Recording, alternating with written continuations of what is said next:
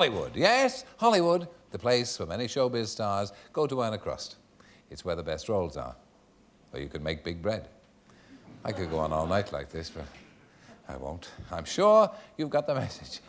To be a big name in Tinseltown these days, it's no longer enough to get your name in the headlines or see it in lights. You've got to be able to see it on a menu as well. As our man in the streets in Hollywood, Martin Lewis, now reports.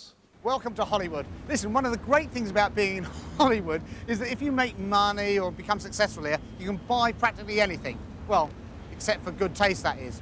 But you know what? The stars, ever desirous of sort of differentiating themselves from the riffraff, have come up with a new status symbol. Because anyone can sort of get designer clothes or a limousine.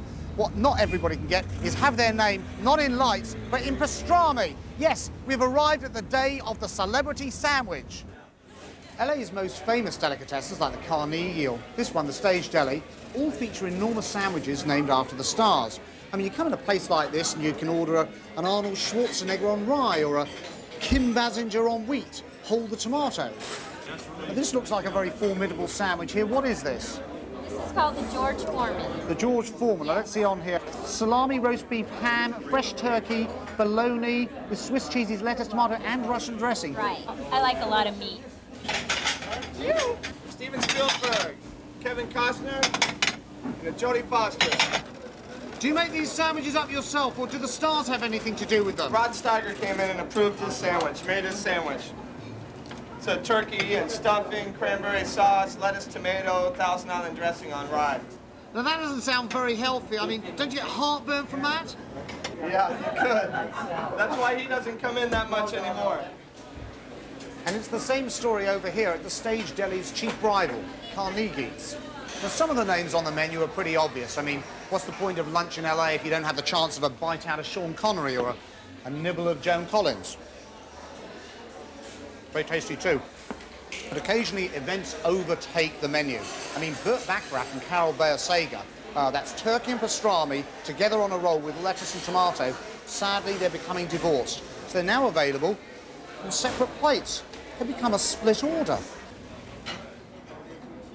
And if I want to eat healthy, which star should I eat? We don't worry about that here. This is a cholesterol house. Did it remind you of George Foreman in any fashion? It was big. Did you know it was going to be this big? I had no idea. I can't even fit my mouth around it. Don't mind if I have one of your French fries with you. Thank you very much indeed. Thank you. Very nice. I wonder who's... These are Steve Martin's, I think. But as with everything in Hollywood, there are always the wannabes. Actors and actresses who call up their agents and say, forget about making me a star, make me a sandwich. What sandwich are you eating here, sir?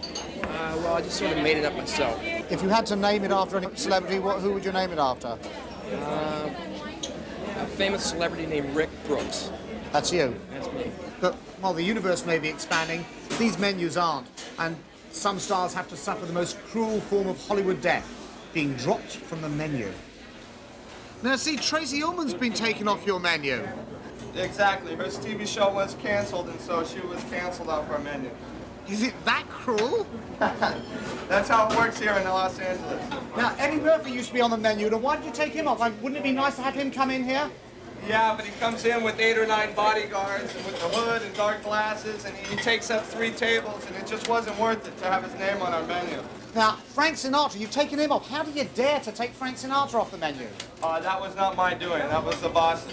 Aren't you ever frightened that you might bump into some Italian men with bulges in their pockets? No, I'm not.